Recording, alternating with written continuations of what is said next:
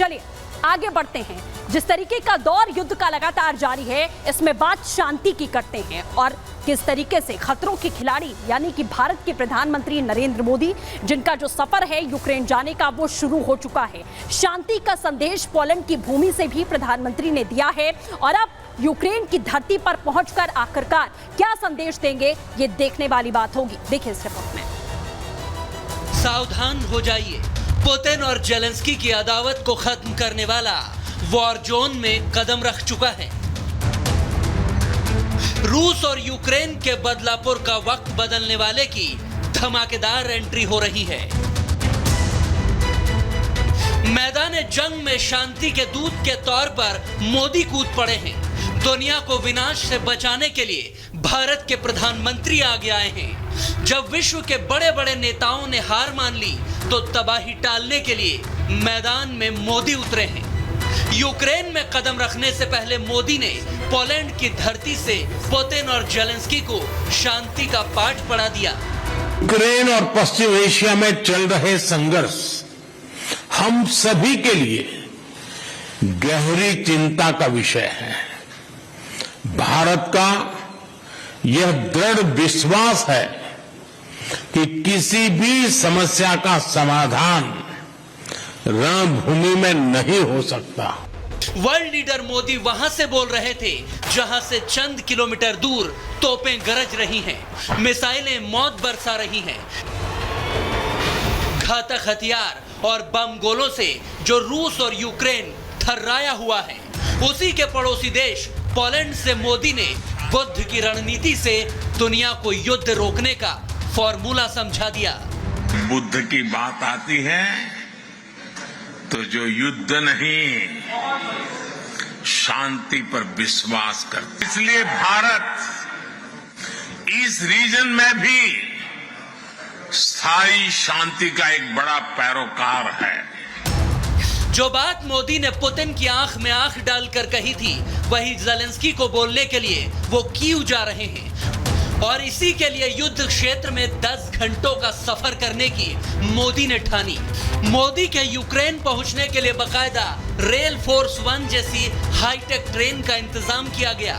मोदी की सुरक्षा के लिए अभेद्य और हथियारों से लैस ये ट्रेन है जिसमें हर वो इंतजाम है जो किसी वर्ल्ड लीडर की सेफ्टी और कामकाज के लिए जरूरी है। लेकिन बरसते बारूद के बीच खतरा तो है ही, लेकिन मोदी भी खतरों के खिलाड़ी हैं। जंग रोकने के लिए वो महायुद्ध के बीचों बीच जा रहे हैं, क्योंकि दुनिया नायकों को याद रखती है और मोदी तो शांति के महानायक हैं। Bureau report, Republic Bharat. तो प्रधानमंत्री मोदी का दौरा शुरू हो चुका है, सफर की शुरुआत हो चुकी है, लेकिन आप सभी के जहन में एक सवाल जरूर होगा कि मोदी युद्ध क्षेत्र में जा रहे हैं, आखिरकार कैसे हालात वहां रहने वाले हैं। आपको बता देते हैं कि कितनी सुरक्षा से लैस प्रधानमंत्री मोदी रहने वाले हैं। हाईटेक सिक्योरिटी में पीएम रहेंगे। आपको बता दें उनका बाल भी बांका कोई नहीं कर सकता। कई स्तर की सुरक्षा में तमाम जो कमांडोज हैं उनकी तैनाती प्रधानमंत्री के इर्द गिर्द होने वाली है।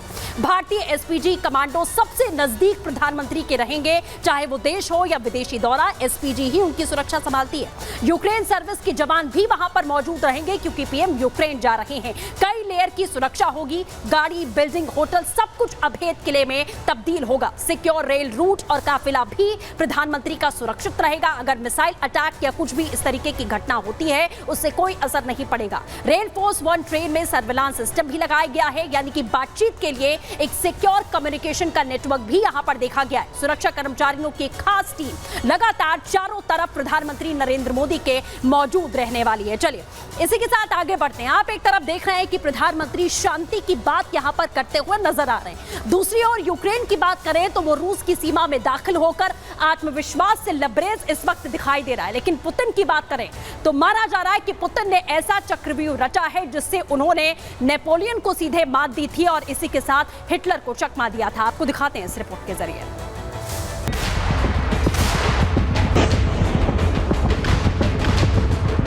पुतिन कोई कच्ची गोलियां नहीं खेलते।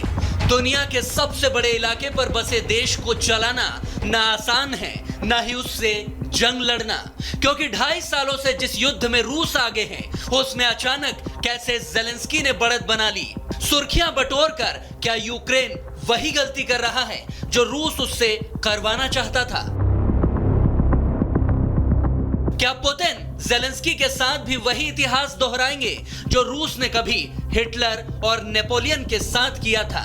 क्योंकि एक्सपर्ट का मानना है कि रूस अपने दूसरे विश्व युद्ध की रणनीति को अपना रहा है, जिसमें रूस पहले दुश्मन को अपने देश में धीरे धीरे अंदर आने देता है और फिर अपने देश में दुश्मन की सेना के घुसने पर उसे घेर कर हमला करने लगता है।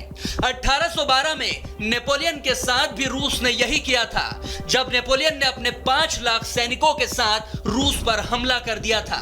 नेपोलियन की सेना धीरे धीरे अंदर आती गई, लेकिन आखिर में उसकी सेना 1/4 ही बच गई।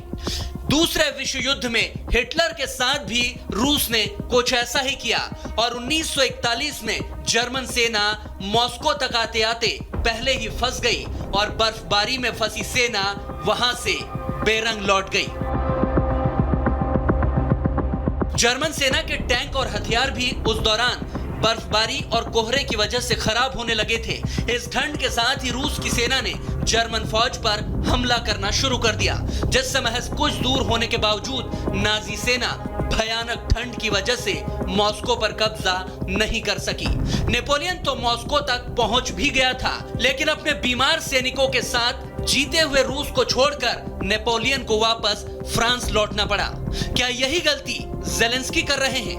रूस में अंदर जाना खतरनाक है। इस वजह से यूक्रेन का कुर्स्क अभियान ज़ेलेंस्की के लिए उल्टा भी पड़ सकता है।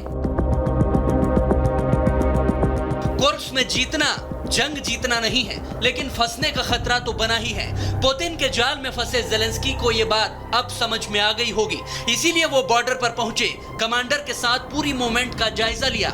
इधर पुतिन ने एक और दांव खेल दिया और यूक्रेन पर न्यूक्लियर प्लांट पर हमले की साजिश का दावा कर इंटरनेशनल एटॉमिक एनर्जी एजेंसी को यह जानकारी दे दी। यानी परमाणु धमाके का खतरा देखकर अब एजेंसी अपनी टीम कुर्स्क भेजने वाली है।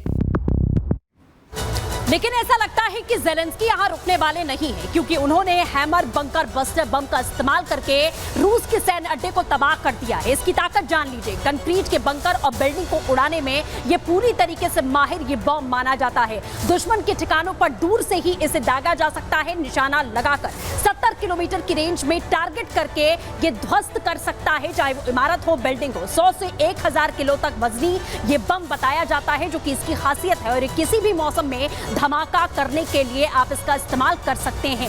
जैमिंग से बेअसर होता है, यानी कि चकमा देने में सक्षम होता है, रडार में नहीं आता है। फायर और फॉरगेट तकनीक का भी ये सीधे सीधे काम करता है, आप इसे डिटेक्ट नहीं कर पाएंगे। तो इसी के साथ ये आपने देखा कि किस तरीके के हालात इस समय युद्ध को लेकर देखे जा रहे हैं। और फिलहाल तर्कश में आज के लिए बस इतना ही।